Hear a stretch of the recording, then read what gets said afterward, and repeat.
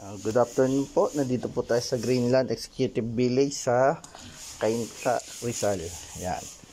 License Benz Unimog. Unang check natin po. Unang-una po, bagsak na po yung switch niya. And then tong battery.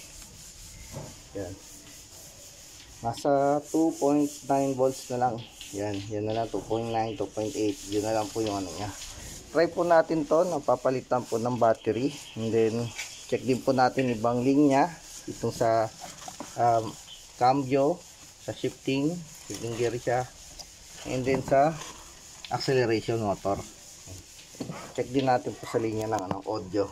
Balikan ko kayo later. Okay guys, nilinyaan po natin yung yung battery. Papalitan kasi natin to ng bago, and then ito guys, papalitan din natin itong switch. Yan. May isa pa ako napansin dito, katulad lang po ng sinasabi natin parati. Check lang po natin to kung katulad din ng kasi may marami pong kung saan po nabili ito ma'am? Sa Cavite pa po eh. Online po, online. Yun. Kalimitan po kasi ma'am sa online, galing lang po yan sa Bangbang or DB. Ngayon po, doon kinukuha nila kasi sa supplier. Nangyayari po, itong mga parts ay downgraded po. Hindi po niya yung totoong parts. Check po natin mabuti ma'am kung kung tama po yung parts. Kasi nilalagay na lang nila ng sticker, pero yung loob po mababa po dun sa sa katotohanan na Check po natin mabuti para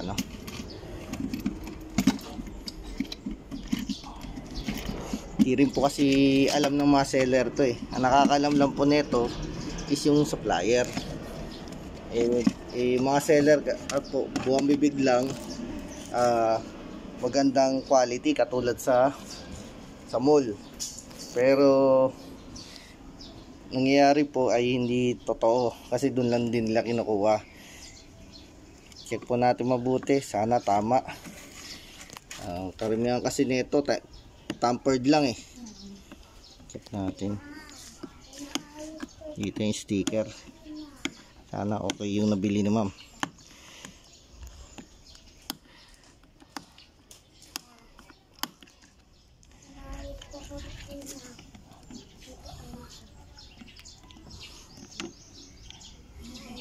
Sana tama yung nabili ni ma'am.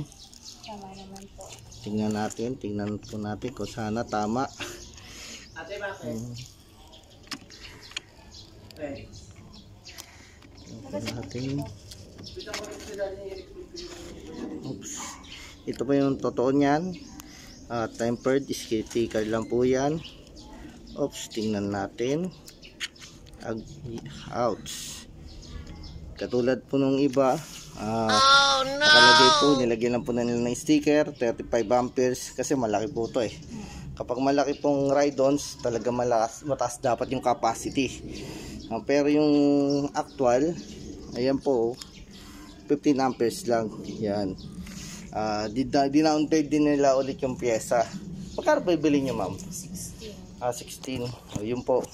Kaya mababa, papapansin nyo po, medyo mababa sa online kasi kinuha lang po sa supplier sa DB or Bangbang.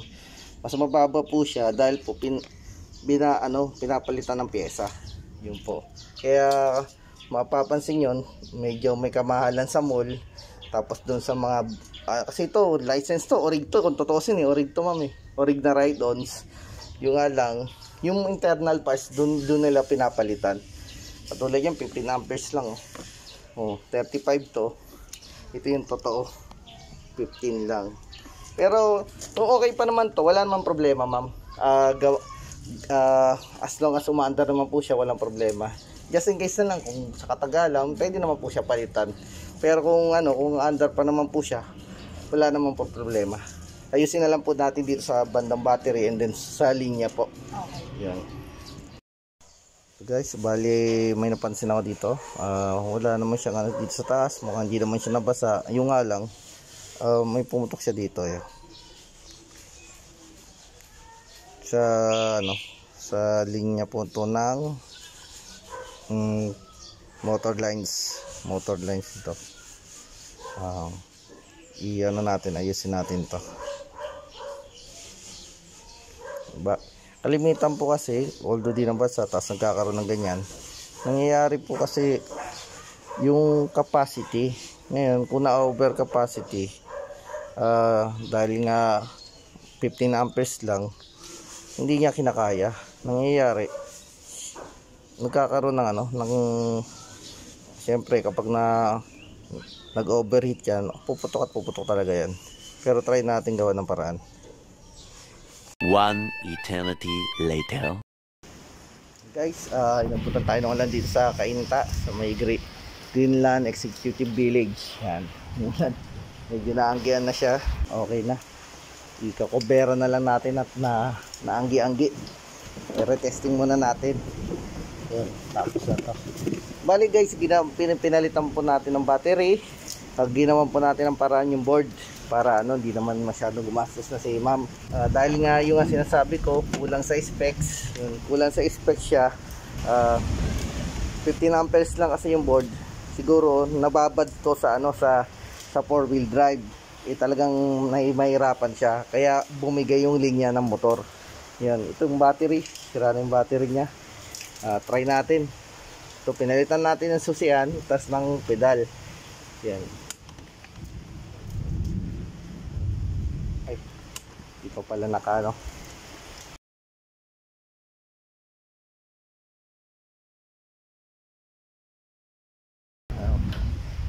Pero okay na siya. Na ginawa natin paraan ng yung motherboard.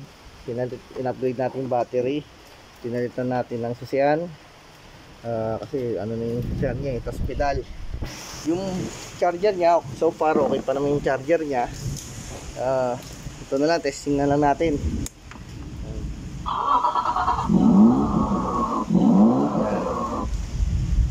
Okay, and then forward. Ito. Ayan. Oops. Then backward. Manual drive po to. Yan. Neutral. Park. Ito yung park neutral. Ito reverse R. Ito reverse. Oops. Oops. Yan. Okay na. Sa remote naman, try din natin itong remote control. Yan. Handep. Yan. Yan. Yan. Ginagamit lang siya. Ano lang to, pwede lagyan ng WD-40 yung bakal sa ilalim kasi medyo maganit. Medyo matagal na rin kasi na-stock. Ay, kasi ito, testing natin. Forward, target. Forward.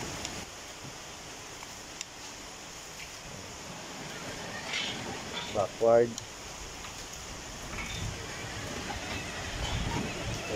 Okay na. Then, right. Okay na. Yun. Dito, Benz Unimog to.